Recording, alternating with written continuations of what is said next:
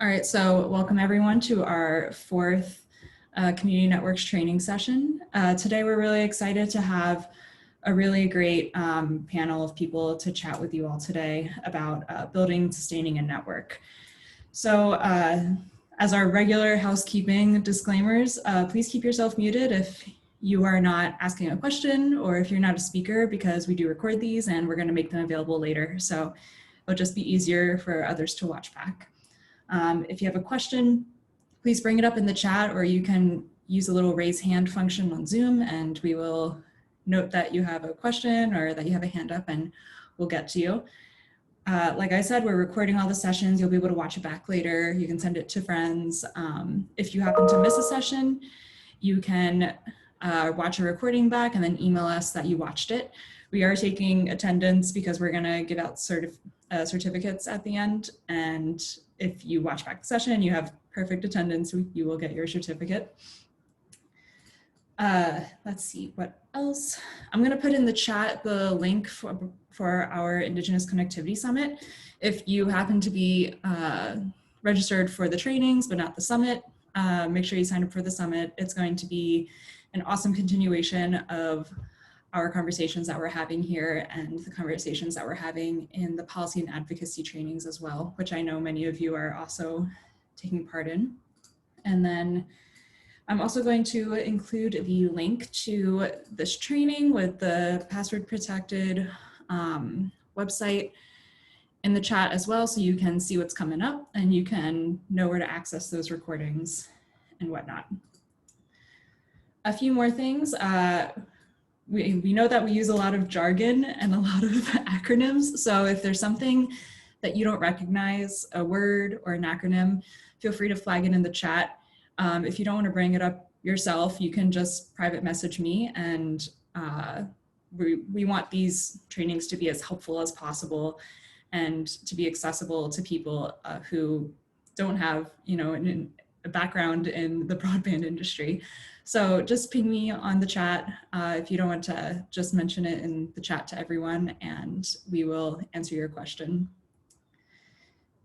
And I believe that is all for our housekeeping for today. I'm going to run through the agenda really quickly.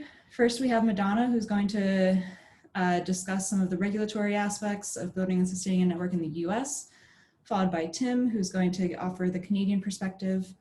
And then Sally and John are going to provide the Canadian and Hawaiian, respectively, perspectives of the nuts and bolts of building and sustaining a network. And then we're going to use the rest of our time for Q&A and discussion. So I'm going to hand it over to you, Madonna, to take it away.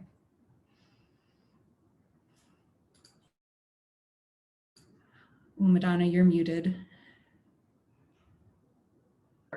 Okay, thank you, Anna, and thank you, everyone. I appreciate the opportunity to talk with everyone on this panel today. I saw this agenda, and it's work that's near and dear to me. You talked about the terms or just so we're all speaking the same language. And one of the things that's real important in the work that we do is to define tribal lands federally. In the United States, it's federally recognized American Indian tribes. Those are usually treaty tribes or tribes that have been established by executive order. And so in Canada, I would think those First Nations are federally recognized as well, just because they have rights that are different than Indian people living in urban areas, So I just want to, that's important to our work, and kind of that's the baseline of what this presentation is about. The tribes that we work with are, first I guess I'll introduce what we do. I'm president of a company called Turtle Island Communications. And Anna, do you have the presentation? I have those for you, Madonna. Do you want me to pull it up now? Yes, please.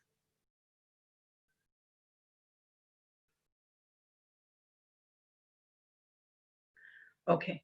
I'm president of our company called Turtle Island Communications. We do feasibility studies, engineering, financial services, project management, and construction management. And the work we do is with all of our clients are American Indian tribes in the United States. Next slide. The federal policies at the FCC are founded on this belief that, like electricity a century ago, broadband is a foundation for economic growth, job creation, global competitiveness, and a better way of life. It is enabling entire new industries and unlocking new possibilities for existing ones.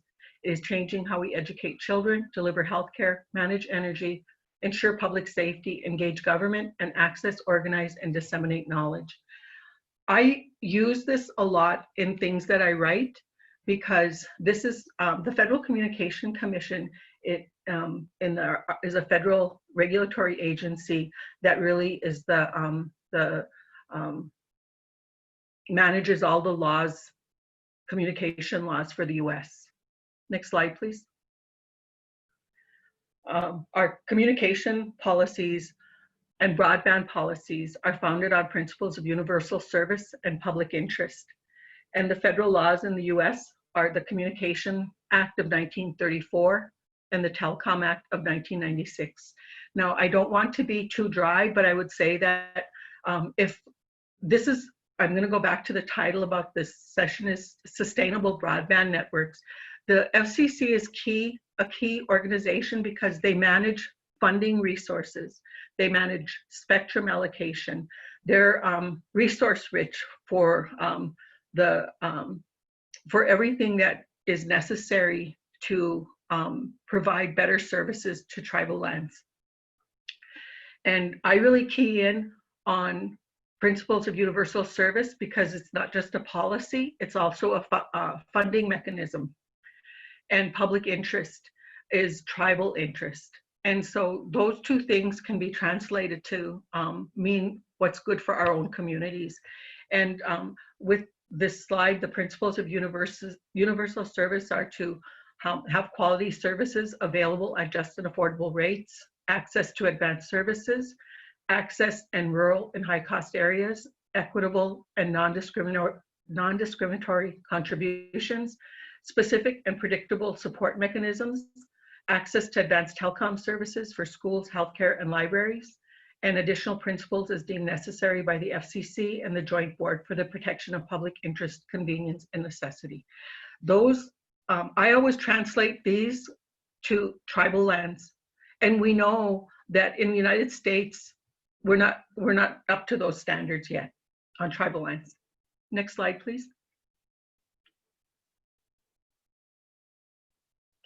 The federal regs that benefit tribal broadband objectives today are the Telecom Act of 1996.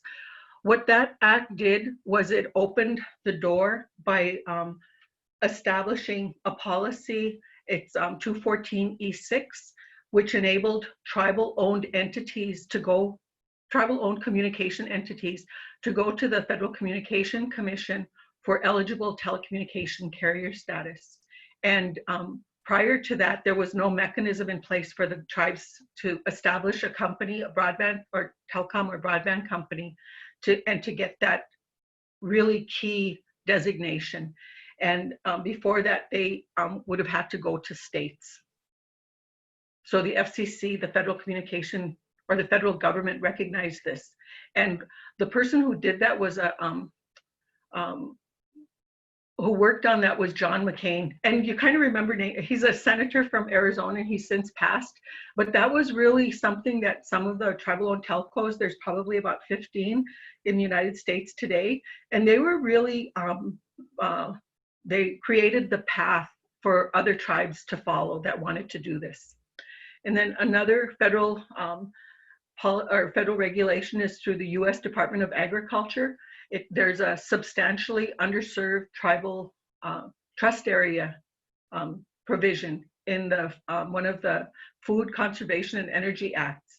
And what that does is it allows tribal-owned broadband companies to go to the U.S. Department of Agriculture to seek low-interest loans and have special consideration to utilize their funding to build out communication broadband systems within tribal lands. And one of the most recent is an FCC report. In May of 2009, I'm going to read this title because it's kind of interesting to me. Repack Airwaves Yielding Better Access for Users of Modern Services Act. And that's an acronym for the Ray-Baum Act. And in that act, there was a requirement that the FCC do a one-time report on broadband deployment in Indian country. And what that also did, that act was identified actions to increase access to mobile broadband on tribal lands, including the recent 2.5 gigahertz band tribal window. So what I would encourage, and probably maybe everyone that's involved in this type of work realizes that the federal government plays a big role in not just funding, but the regulations that are in place. But I would say that what we also need to be aware of are these kinds of acts that really support the things that we do. And usually good things don't happen unless there's some kind of regulation in place to enable that to happen. Next slide, please. Ongoing work needs to be done that assures the broadband policies for rural areas include Indian country. In the United States, there's the policies for urban areas, and there's policies for there's urban areas and there's policies for rural areas.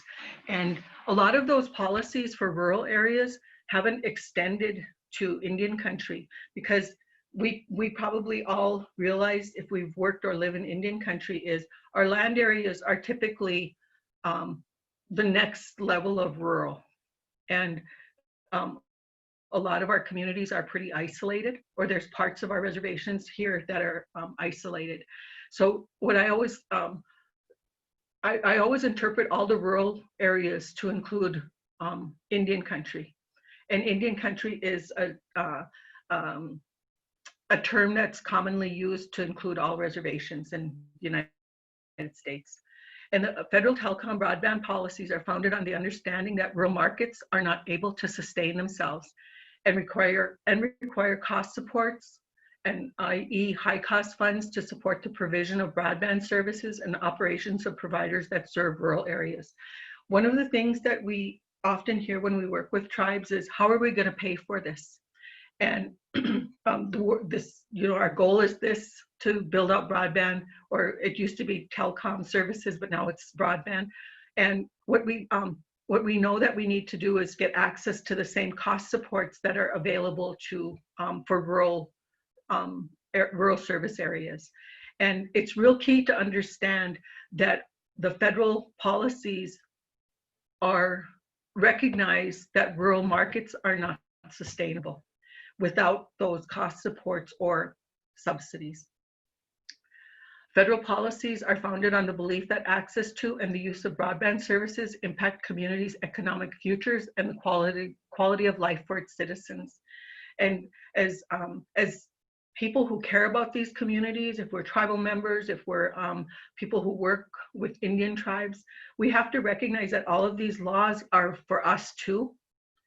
And that without a foundation of excellent broadband, that our people are going to fall further behind than they already are. And I think I must be speaking to the choir here, because that's probably why everyone is working in this field that's involved in this call. And then the target in the United States is for fixed wireline services are broadband speeds of 25 megabits, 25.3. And that broadband speed is going to increase over time. So just because it's 25.3 now, which everyone thinks is pretty fast, the FCC in their latest 2020 broadband deployment report is really they're always gearing for the future. And they recognize that these speeds won't be fast enough as our future needs evolve. And in working with tribes, the tribal leadership's role is to prioritize the completion of a broadband plan and delegate responsibility for project planning to assure that their tribal nation or First Nation develop a border-to-border broadband plan or are included in a broadband plan for their tribal nation. And if everyone on this call sees this as recognizes that we need broadband, it's important for the tribe or the First Nation to develop their own broadband plan, to get fiber or however they're going to serve those areas with wireless, so that it reaches everyone, all the businesses, government, medical, and its residents. So it's connecting everyone instead of just what has happened in the United States is over time the policies have evolved. And during about 10 years ago, there was ARA funding and American Reinvestment Act, and I'm missing one of the letters, but what that did was it supported it paid for funding to get critical anchor institutions connected, hospitals, schools, but in the funding mechanisms that are typical, it's to get everyone connected, including all the residents. And what the broadband plan must be sustainable and assure access to government, education, healthcare, business, and residents. What we've seen is with some of the tribes that we've worked with, they've established WISPs, wireless ISPs, and using unlicensed spectrum and or even licensed spectrum, but that's costly to maintain and without making investments that need to be made in the equipment and the growth of that system. These systems become obsolete. So it needs, a broadband plan needs to include cost, and it needs to include future growth for operations and maintenance. Next slide, please. I included a reservation here, and some of you, again, I feel like all of you would know this, but I want to be respectful of those that know this. But one of the things that's important to recognize is the federal policies that have existed have really impacted how tribal lands have service and how they don't. This is a reservation in the United States, and what we did was we identified all of the telephone exchanges within its boundary, and they have 4 service providers operating within this reservation boundary, and each of these service providers operates differently, and they provide service at their investments are different. So the reservation land here is segmented, and there's differences in how those tribal communities have access or not. So it's really important that when we enter and try to do something to improve, to start to consider developing our own system, or as a tribe where they're considering that, identifying who the players are and what their service areas are and where they're making investments and where they're not. Next slide, please. The development phase requirements as we work through them is completing a feasibility. These processes take about 5 to 6 months. Is a feasibility study that includes a preliminary network design, complete a business plan, establish a corporate charter, and corporate bylaws. Because you're really building an entity that you're going to consider an entity that's going to manage the system that you're considering. And in 8 to 12 months, the next work that would need to be done is site selection and tribal resolutions, land surveys, cultural inventory, and environmental assessment, lease agreements, and right-of-way easements. And then with all of those complete, your project is shovel ready. And that shovel ready is a real key term, because that's what enables you to go to seek funding. Next slide, please.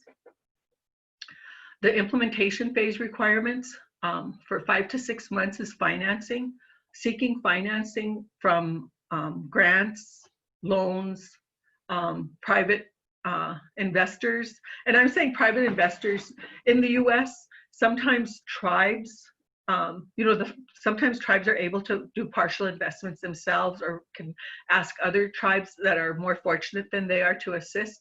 So there's some options, but mostly it's really through federal and state broadband funding. And the next one is 16 to 8 months for wireless and wireline engineering, where in the feasibility study phase, you did a preliminary engineering design. Now you need to finalize that.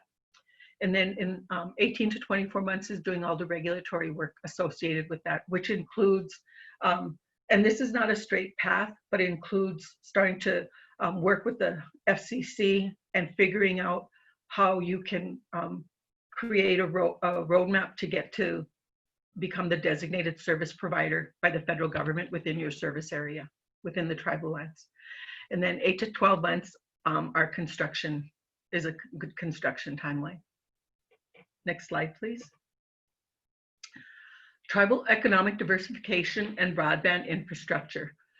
And these are typical of what we do with just the way that you start to think about how all these things tie together.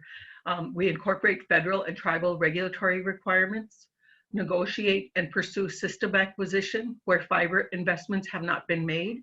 If a company operating on Indian land has not made investments, that's a door that's open for a tribe to consider how you may want to start to take that responsibility and become the service provider within your own territory.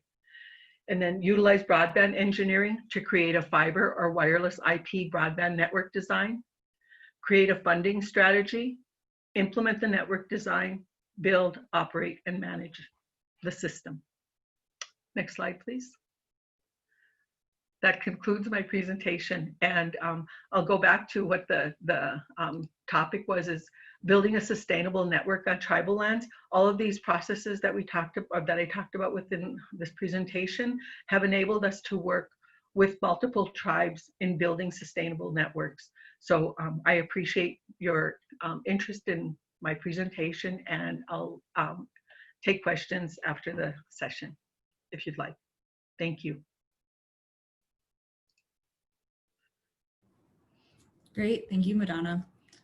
If there are any questions for Madonna right now, feel free to unmute and ask or include them in the chat.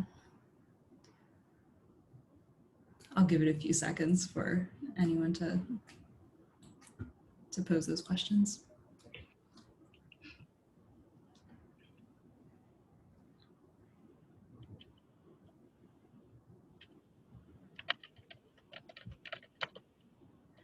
Great, okay, so let's move on to Tim next.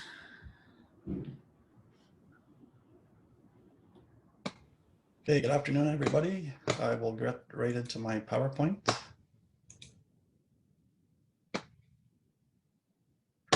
Does everybody see this okay? Yep. Excellent. So good afternoon. My name is Tim Wojtek. I'm a First Nation member of the Kitigan-Zibi First Nation Algonquin community located in Western Quebec. I currently work as IT Director for the First Nations Education Council based in Wendake, Quebec, which is a suburb of Quebec City. Our organization is like a regional organization to support second-level services for education, but also First Nations across the region. And some of our expertise that we developed over the years is connectivity development.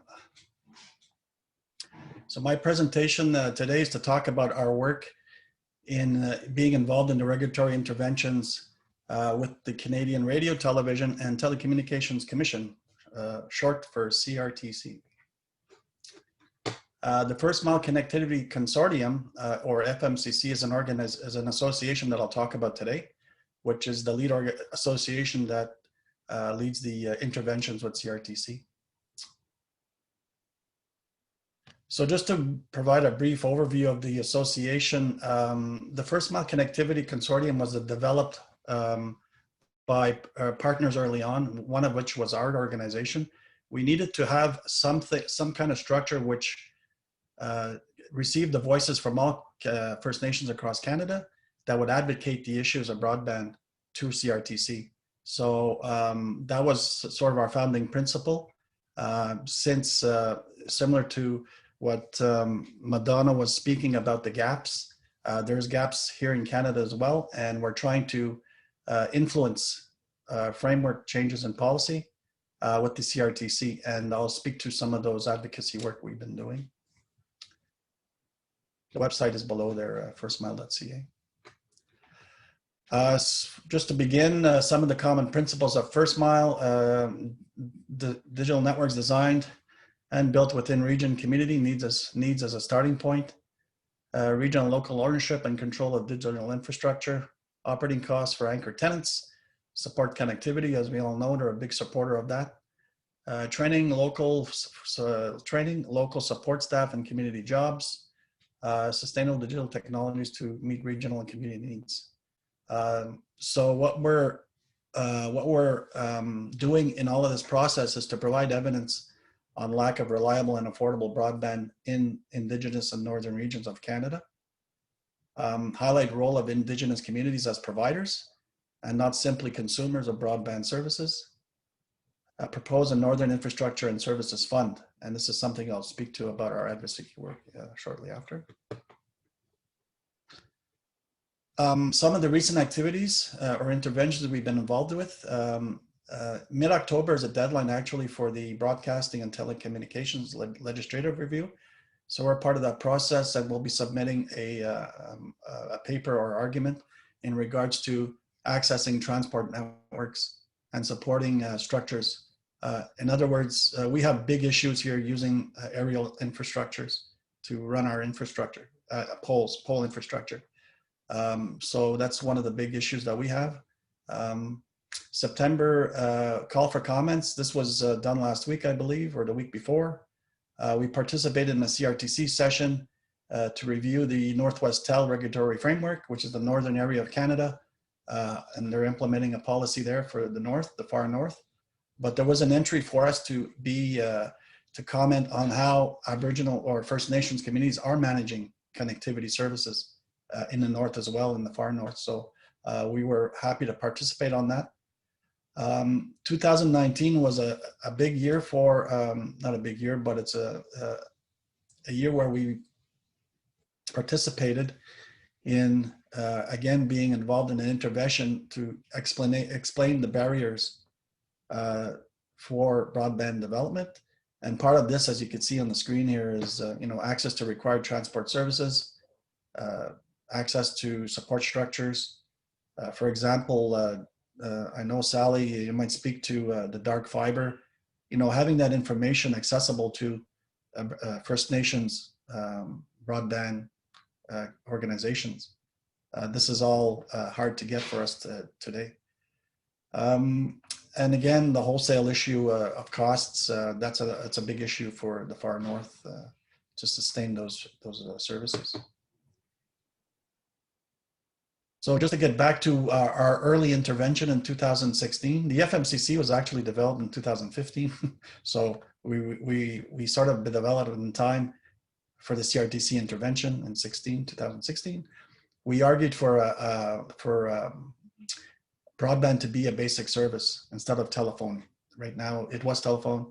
Now it's a broadband, which is great. They've agreed to that. They've also agreed to our recommended target speed of 50 down, 10 up. This has to be implemented by 2030, I understand, but it's moving quite slowly, as you could appreciate. We are also asking for unlimited bandwidth option, but that I don't think they've agreed to. I should take that off. However, for the fund, they've allocated 750 million over 5 years, and the fund is available directly to First Nations, which we're very happy that CRTC is allowing that. So, and here's a nice picture of us being involved in this hearing. As you could see, we have 3 First Nations members on the panel. I'm in the middle here with the blue tie. Mark Awashish to the right, and Penny Carpenter, who works at KNET in Northern Ontario. And Rob McMahon, who will be speaking at your summit, is also there with Heather Hudson, who was one of the consultants on the project. I just want to point to some of the, to our FMCC website. We have a lot of information in regards to intervention and policy engagement, coordination and public outreach, capacity building resources, and also a lot of community stories on how they're developing broadband across Canada. So here's information. I'm the current chair of the FMCC. Sally's heavily involved in the work that we do, Penny as well, and Rob McMahon as well. So that concludes the presentation. Thanks so much, Tim. Super informative and super interesting. And if anyone has questions specifically for Tim at this time, feel free to go ahead and ask them. You can put your question in the chat if you're shy or if you don't have great connection and I can read it out loud for you, or just go ahead and unmute yourself and ask.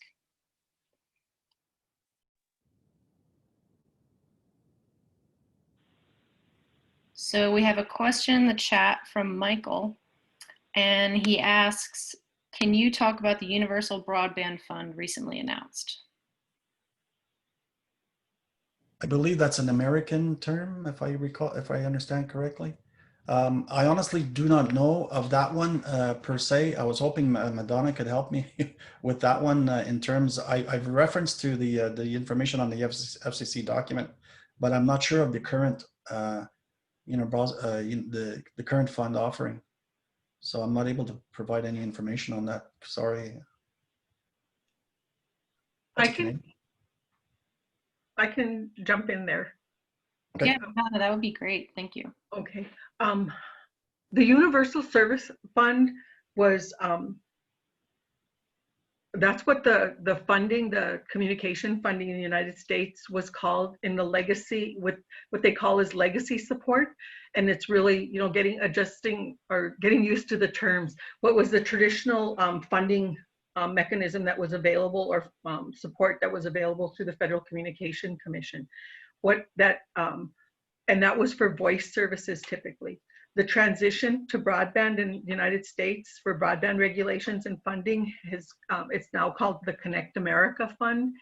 And they're going through a series of programs under that, under the Connect America Fund. And the latest version of that is the Rural Digital Opportunity Fund. And these aren't straightforward programs. In the United States, what's happening is that the states require shapefiles. Companies they haven't required shapefiles in the past, but they're requiring shapefiles to be submitted for funding requests so that all broadband locations are geographically identified in your applications where you're planning to, and there's a lot of information available at the federal level about where broadband exists and where it doesn't. And there's also opportunities to provide challenges to where companies are saying that they offer certain speeds. And so it really behooves a tribal nation or a First Nation to really become familiar. And it's complicated. And I just think that, but there has to be a straightforward process, a challenge process, where these companies say they provide broadband and where they actually don't provide broadband, because that's really the basis where the funding is becoming available through the Connect America Fund, Rural Digital Opportunity Fund. And these programs are all in motion. So it's like it behooves tribes to really become active, because this funding, these funding programs through Connect America Fund will keep evolving. However, this one is really meant to connect areas in where Indian tribes are located, and that's rural America.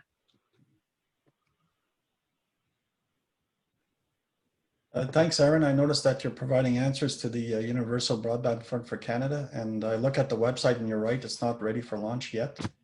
What I've been speaking to is the CRTC Fund for broadband, which is different from the Canadian Broadband Fund.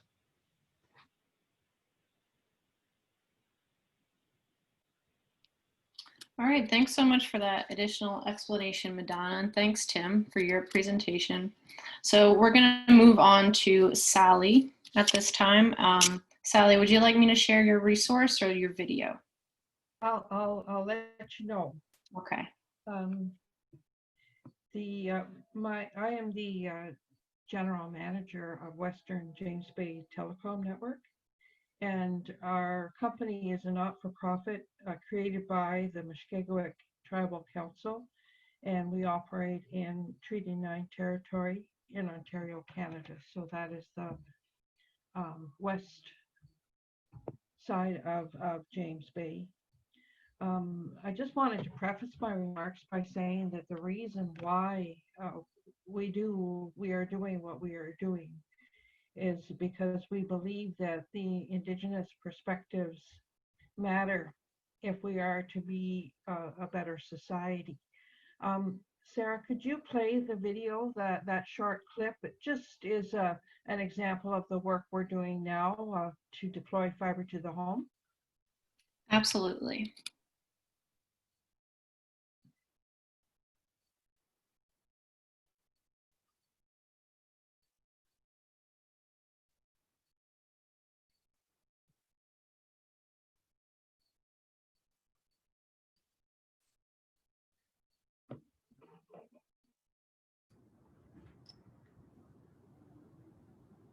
Hey, Sarah, could you try unsharing your screen, and then when you go to share it again, there's a little box that will say you can like share the sound coming from your computer. Share screen, okay, and then what? If you go to share screen, and then at the bottom, there's a little box that says share computer sound. We couldn't hear the sound. Oh, I can't, oh, I'm sorry. Okay, give me one moment. And so who's sharing now? I think it's Sally. Sally, can you unshare your screen?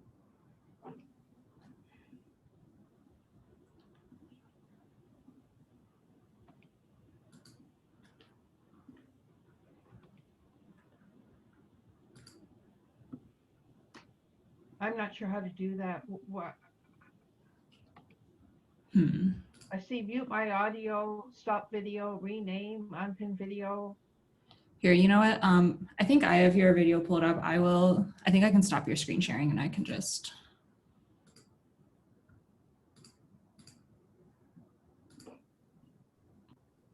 All right, can people see this? Yeah, that's great. Okay, great. And then just stop me if you can't hear it. Okay. When WJBTN applied for funds for our Fiber to the Home project, we told the federal and provincial partners that they would make their money back many times over. Empowering Indigenous ISPs raises the standard of living in the communities we serve. It encourages young professionals to return home. It creates jobs. It enhances educational opportunities and healthcare outcomes. It reduces dependency on social financial supports. So much can be done.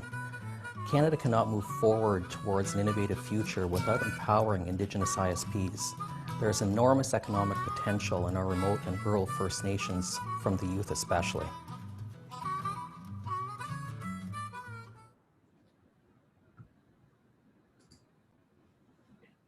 All right, I'm sorry about that, everyone. I just wanted to speak briefly about the importance when you're developing a project. It's extremely important to have a strong project team. And in the project team has 3 legs. And the first leg is you need someone with technical expertise that is accustomed to working in rural and remote locations. You need someone that has a good financial background that can assist the project and develop your cash flow, your financial plan for moving forward. And you also need an overall administrator, which is what I do. And primarily what I do is I deal with the leadership. I deal with the federal government, the provincial government, the First Nations, the members of the First Nations themselves. It's very important to keep that dialogue moving forward. The best way for a project to succeed is to get everybody on the same side of the fence that you're on. Everybody, excited about the project and feeling that, they're part of something good that's going to happen. Even the most hard-nosed business person has a heart. And, if you talk to them long enough, they'll come over to your side. I know I spent 2 or 3 years just developing a relationship with my various funding organizations and bank managers and just saying, hey, you know, we've got, this is going to be really, really good. Will you help us? Can you help us get this off the ground? So that is, that's the importance of the project team. Now, ISOC just did a midline survey, and one of the things that came out of that was someone asked, okay, we've learned about what happens ahead of the project being shovel ready, and we've learned what happens at the end, but what happens in the middle? How does the actual deployment happen? And that's what I wanted to talk to you today. So, Sarah, do you want to try and bring that spreadsheet up? Sure. The Western James Bay Telecom project plan for fiber to the home. There we go. Can you guys see it okay? I can see it okay. So this is actually the first maybe 12 columns of a 55 column Gantt chart. So just to make it easy for everyone here, what I'm showing here is the first tasks. And so what we did was we did an engineering study, and we got all the information from an engineering study. We were able to get funding for it. Actually, studies are not that difficult to get funding for in Canada. So we did the engineering study, and that is really, really important, because from the engineering study, you can get your what's called your bill of materials. So it's a list of everything that you're going to need, all the nuts and bolts, all the hardware, everything is listed in the engineering study. So in our case, the engineering study, the engineers went up and down every street in the 3 communities. They measured, they figured out exactly how much fiber we would need. They actually gave us the actual lengths of fiber that we would need for such and such a street. And we were actually able to order that from our fiber optic cable supplier and said, okay, in this reel, we want these cuts, and that's going to this street. And the street was labeled right on the reel. So from the factory, and that saved us all kinds of time on the ground. Then we ordered the fiber optic cable in the lengths that we required. And you'll notice that that took a long lead time, 252 days. And that was because there was a shortage of fiber at the time. And maybe there still is. I'm not sure what the lead time is for fiber right now. I've also, we also ordered transport electronics from California and from Montreal. For any project where you're using hydro poles, which is what we were hanging our fiber on, you need to do what's called make readies. And that's a list of everything that has to be done to every pole in order to make it ready to hang the fiber on. Because you also got bell lines on the fiber. You've also got hydro lines on the fiber, on the poles. And these wires have to be equidistant from each other to comply with regulations. In some instances, they call it make readies because what happens is the list is sent to Bell, or the list is sent to Ontario Hydro, and they're the people that are actually supposed to come in and do the work. But we found it was a lot faster just to say, here's what has to be done. Do you want us to do it? And we actually did it as we were waiting. Rather than wait for them to come in and do it, it was a lot simply cheaper for us to do it ourselves. And then we we installed and commissioned the electronics in our shelters because you have to update the equipment that you're going to be using. We ordered line hardware, and then that was all the materials that we would need if we wanted to put in new poles. You have to have the guy wires to stabilize the poles, the gravel to fill into the boxes that stabilize the poles in place, because we're dealing in a muskeg situation. So over in column E, I'm showing something called dependency. So for example, the make-readies to for Bell Canada and the various power corporations were dependent on 4 being complete, which is we'd have to do the we'd have to send the estimates to the various entities. In this case, it was Bell. So we were able to airlift all of the materials into the community. That took a period of about 11 days to get everything in. And it was extremely heavy. The amount that we had to pay for freight was quite a bit. So that's some of the issues that are involved in the deployment. Once the materials are in the communities, then you are laying out your cable, and then you're lashing your fiber to the cable just to keep the fiber steady. And we basically went up and down every street that we could last year. This year we were delayed by about 3 months due to COVID. So our whole project is about well, we're about a year behind right now, but we're hoping to have everything up and running by next a year from December. I just wanted to speak briefly about the sustainability issue, and that is while the fiber is being deployed, I mean, we're constantly looking at our cash flow and making decisions about what our end user fees are going to be. We don't want to charge people any more than what they're having to pay now. However,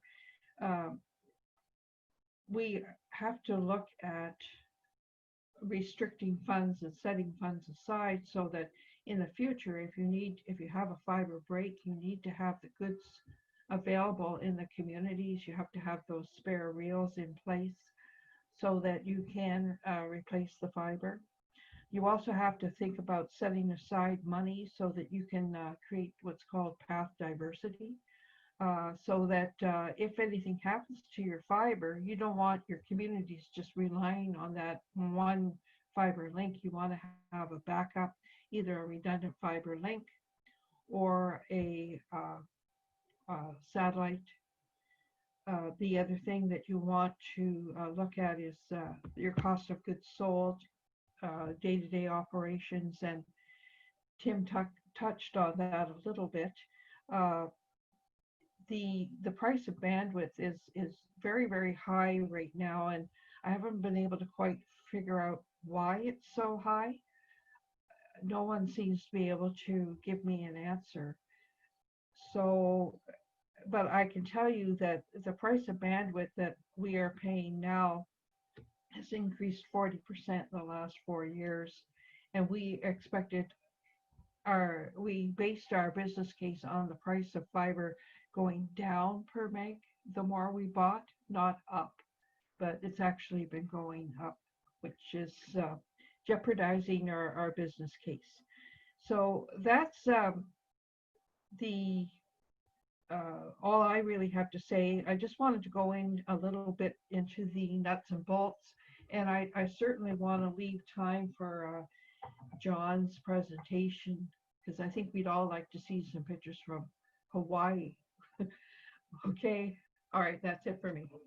Any questions? I'll take them. Thank you. Great, thank you so much, Sally. I will leave a few seconds open if there are any questions, but then we'll head over to John's presentation.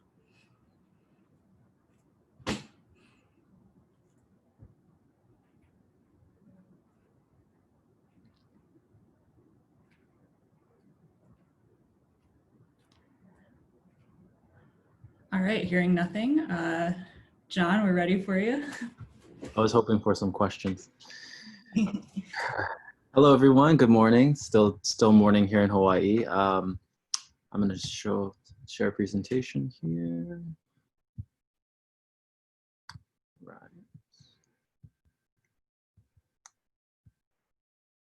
Okay, so we say in Hawaii, good morning, aloha kakahiaka. My name is John Aloha Garcia. I am an executive advisor at the Nation of Hawaii. And today I'll be talking a little about what it's like to build and sustain an Indigenous network. I say it that way because for us, you know, technology is our spirituality. It's how we connect to each other digitally. And so it's a network of people just as much as it's a network of equipment. And so I'll be sharing a bit about our history, where we started, launching Hawaii's first community managed broadband network, and where we go from here. And so I'll begin. Prior to the overthrow, the Native Hawaiian people lived in a highly organized, self-sufficient, subsistent social system that was based on communal land tenure. And so this ahupua'a system has sustained my ancestors for thousands of years. And the nation of Hawaii is situated on 55 acres in the ahupua'a of Ko'olaupoko in a place called Waimanalo. And so this land base really has been serving and developing for the last 25 years and serves as the home and the headquarters for the nation of Hawaii. And so I'm gonna play some footage here just so you understand a little of our terrain. You know, internet connectivity for us is really, really new, you know, just in the last few years, and, you know, the biggest improvements happening the last 12 years. Our land base is situated right at the base of the Ko'olau Mountains, which it's interesting because we're pretty remote, but we're just a few minutes away from the main highway. We're on the island of Oahu, and so we started with no connectivity. You know, living off grid means that our keiki, they had less access to tools and platforms. You know, much like our plight, our culture. It meant a car ride down to the McDonald's or Starbucks if you know, if something needed to be uploaded, or if a class assignment needed to be turned in. And Zoom was out of the question for sure. And the fact still remains that we're still working through these issues and, you know, and resolving some of these things on the ground.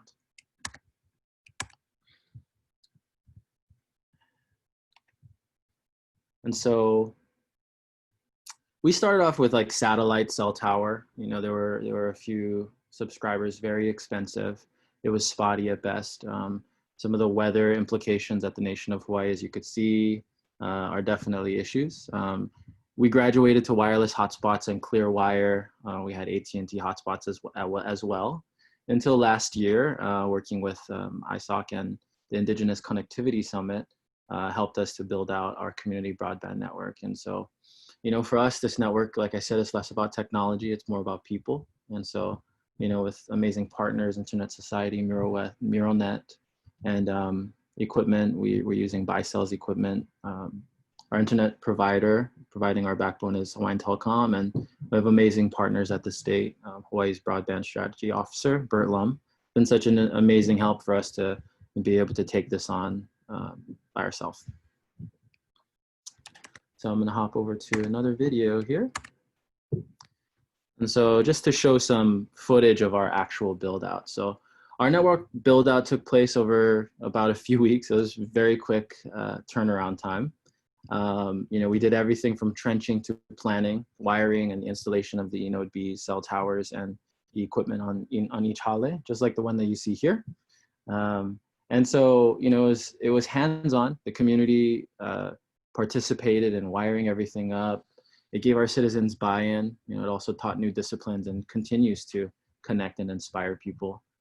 You know, our partners came in and taught us over that week, and it was magic. You know, our team of villagers and citizens now manage our network daily. And so if the network's down right now, I'll be getting an alarm. And so I'll go a little about our troubleshooting process in a bit.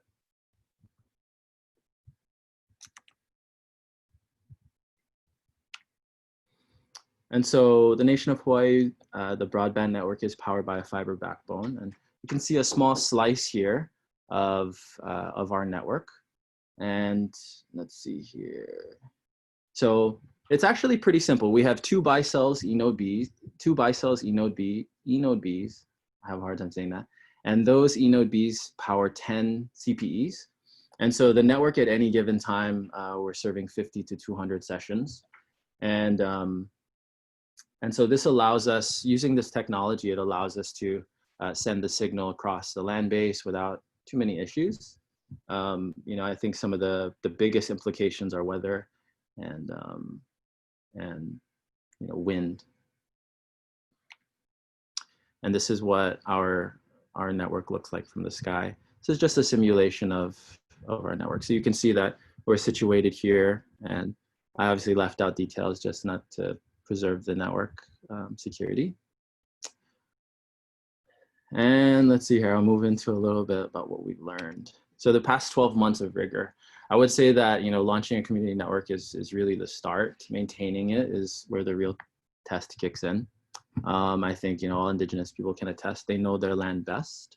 And so I think understanding your unique terrain and some of the things that you're dealing with can help to build and design a more effective network. You know, troubleshooting is definitely a partnership. Let's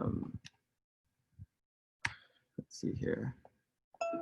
So we have a 4-step troubleshooting process that we go through. It's really simple. I'll get an alarm, and we have a couple of other advisors that are remote that get alarms as well. We confirm the alarm with whoever's on the village.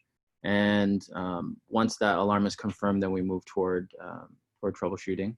And so once that's usually like a refresh or a restart, we'll resolve the network. If not, I'll have to go down and we'll check the actual CPEs that are giving us issues. And once those are resolved, then we inform our subscribers. And so that's pretty much it. The next 12 months for us is, you know, is maturing beyond what we already are doing. And, you know, we have to solve for some environmental and power connectivity issues. So we're working on getting support for that stuff. And so we're also further understanding the role of an ISP, and we can begin to explore the commercial viability of expanding into the community once we continue to deepen our connection with our current equipment. And beyond, you know, having a connection really improves our social conditions, gives our people a chance to launch businesses. And during COVID now, it's giving our students the opportunity to learn and attend classes virtually. And you know, that spurs content creation, it spurs educational system development, along with apps for other industries within the nation. And that's a little bit about the nation of Hawaii and our broadband network, and we appreciate your time.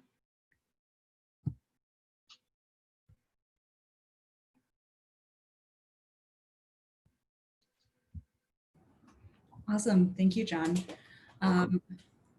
Okay, I see a few questions in the chat.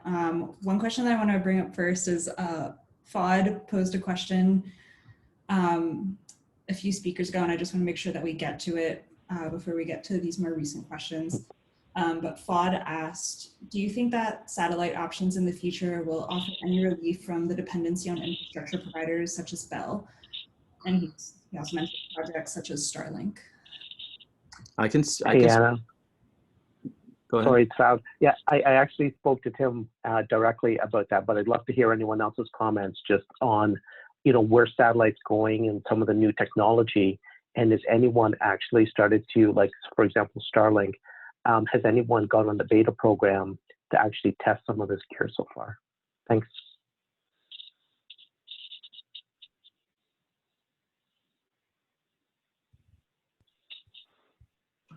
I have a comment. Have any of you, do a lot of you live within your tribal lands? And have you had experience in using satellite services? And if you have, that would be a good basis of the quality of satellite services in our communities. And what the policies in the United States are that satellite service isn't measured with broadband speeds for purposes of served and unserved.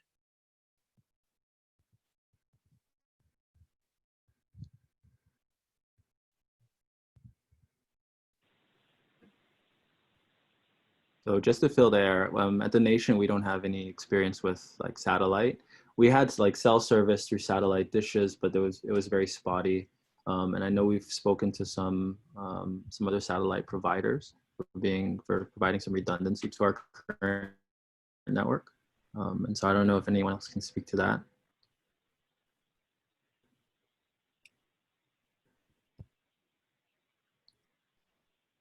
And then I can continue on a couple of the other questions. Sally, are we considering green energy solutions to run the network on? Absolutely. We're looking at different solar options, and we have running water, so we're looking for at hydro options.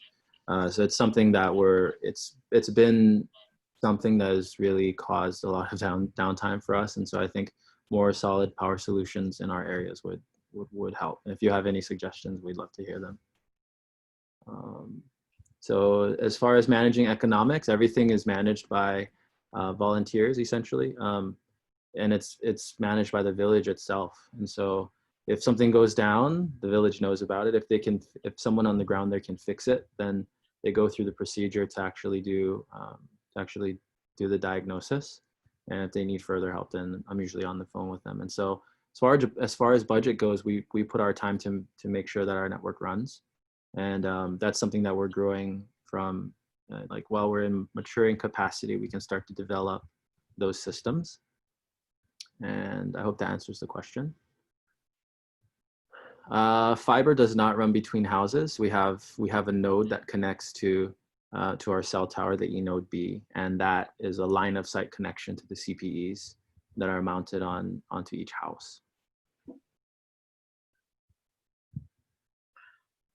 In the work that we've done, we've worked with we've worked with several large land-based tribes and are working with them, and the funding, the available federal funding had to be a consideration. Also, what services were not there. And in one instance, one of the tribes that we worked with went to the FCC and met with the commissioners, and what they recommended to the tribe, instead of fighting the wireline incumbent, to go wireless. And now that tribe, and we assisted them with all aspects of the development, was the first commercial wireless carrier, tribal-owned wireless carrier in the United States. And but the way that they went to that about sustainability and funding is the wireline company was already getting subsidized, and they'll fight for their and it's not of course they're aggressive in their response to a tribe trying to do this, and it did get a lot of opposition, the tribe did. And so what the tribe ended up doing was developing the wireless system to address their needs, and it enabled this reservation 80 miles wide, or 80 miles long and about 100 miles wide, was to have services connecting their 8 communities so that they didn't have long distance calls anymore. They didn't have mobile services before this, and their access to communication for all their needs was met through, or their needs for mobile services was met through their system. And they still have a non-tribal wireline company operating there as well. That's mostly fiber-based, but I would say that half of that system most likely is DSL.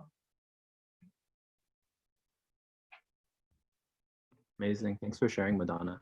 I think it's forums like these that allow us to share these resources and this knowledge, and so we're really grateful. Sally, as far as revenue goes, this is just a passion we run on Aloha. And so as we mature, though, we are looking at implementing subscription fees for subscribers and offsetting the price in different ways. We also were fortunate to have an amazing team of media creators. And so we have the opportunity to partner with different organizations to offset some costs, but still working on sustainability. And I'll put my contact in the chat. Thanks so much.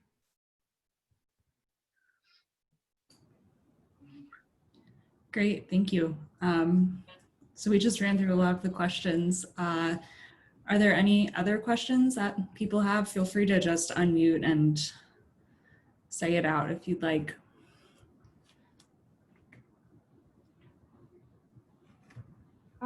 Anna, I just wanted to speak about the whole idea of ordering for a fiber build and the supply, the availability of materials to build a fiber installation is something that really needs to be looked at.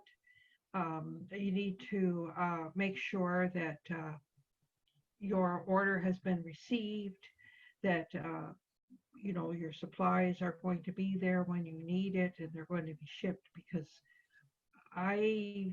there are a lot of fiber builds going on right now, and especially with COVID, we were fortunate that we ordered our customer premise equipment when we did, because I think if we ordered it right now, we probably would be waiting for months for it. But we actually ordered it back in February.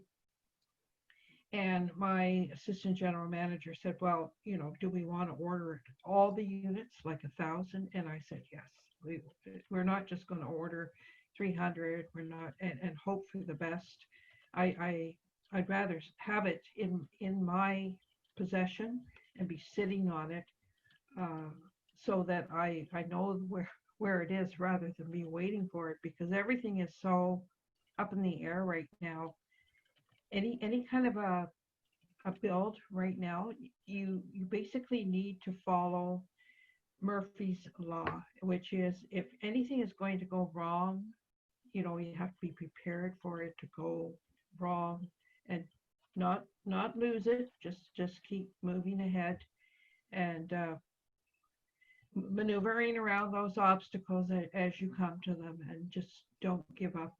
And that's so I just wanted to speak to the whole idea of having materials in order to do the build. I mean, it's one thing to have the money, which is great. We got the money to do it, but we're fortunate that we were able to get all the materials up and on the ground in the communities before COVID hit. But now we're faced with the whole, we can't even get in to do we couldn't even get in to do the installation this year. We were only able to get into one community, and it would have been just absolutely lovely if all of the homes could be connected to fiber right now, because we have children who, you know, cannot go to school.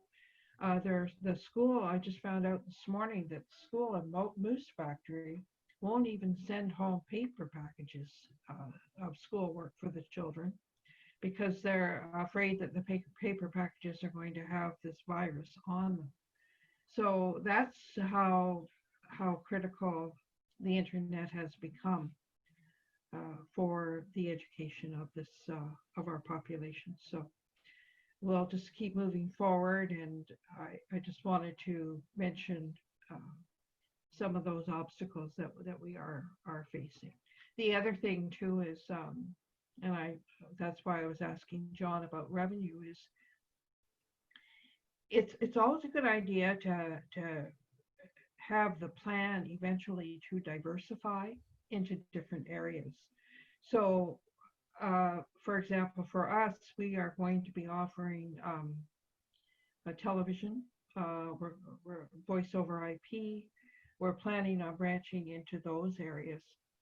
And then we're also looking very much at being a leader in the green energy sector. We want to take advantage of that grant, that the grants that ISOC has put out, $200,000 US for research.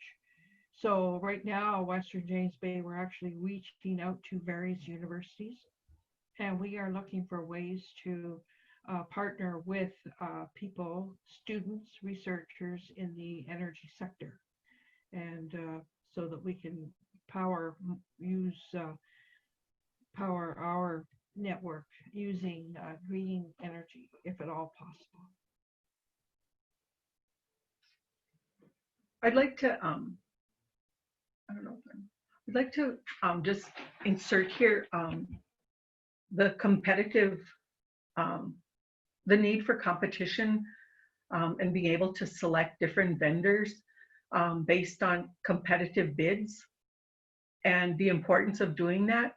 I think that when you don't have technical staff or consultants, and the technical consultant should be an engineer with these types of systems. And I'm thinking more about fiber to the premise. I've seen a lot of like ISPs where like the WISP, they're not necessarily, they don't necessarily use engineers, but when you're building a fiber to the premise system, those should require an engineer with this type of background. And some of the things that they do for you is to be able to spec out the system requirements and get multiple bids so that there's competition, which will lower the should have an impact on the overall cost by lowering it, instead of what we've seen sometimes is if a tribal project didn't have, or any project really, if they didn't have an engineer that can spec out a project and send it out to multiple vendors, you kind of just pay that a certain vendor whatever they're asking for. And you want to make all aspects of a system development competitive.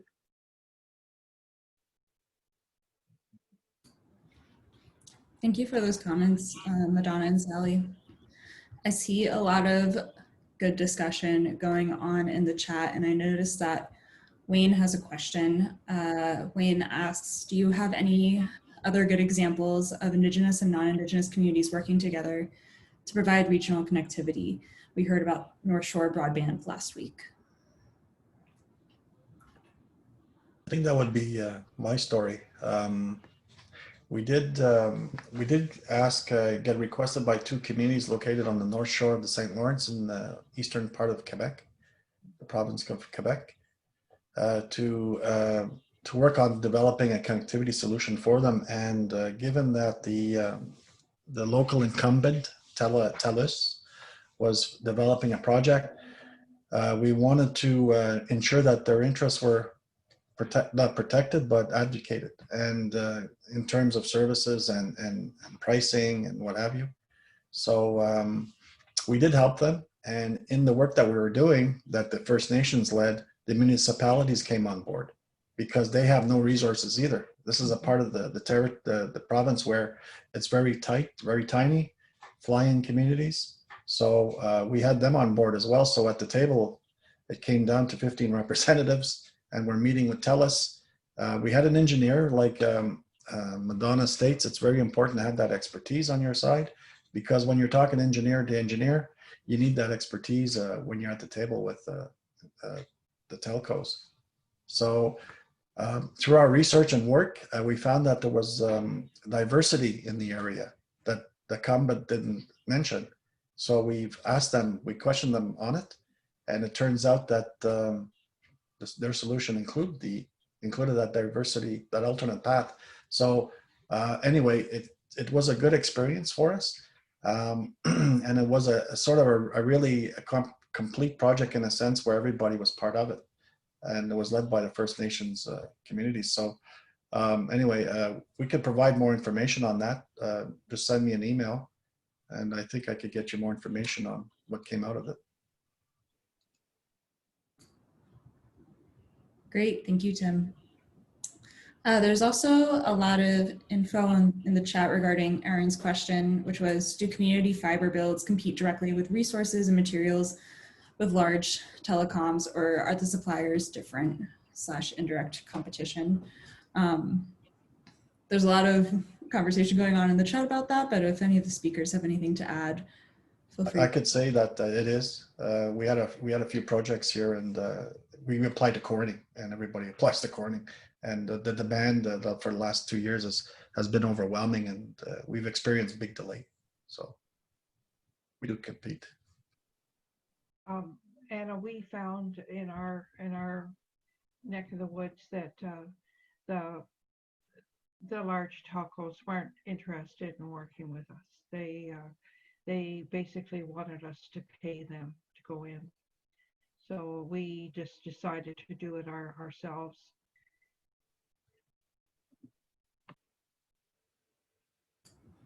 Thank you, Tim and Sally. All right, are there any other questions?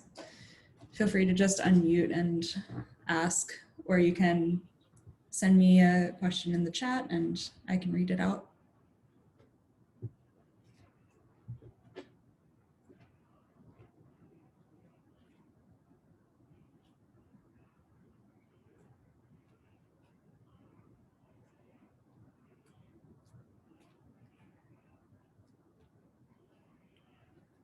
All right, well, hearing nothing, I just want to open the floor to our speakers if they have any last comments they'd like to make or any points they want to drive home, and then we can end this a little early today.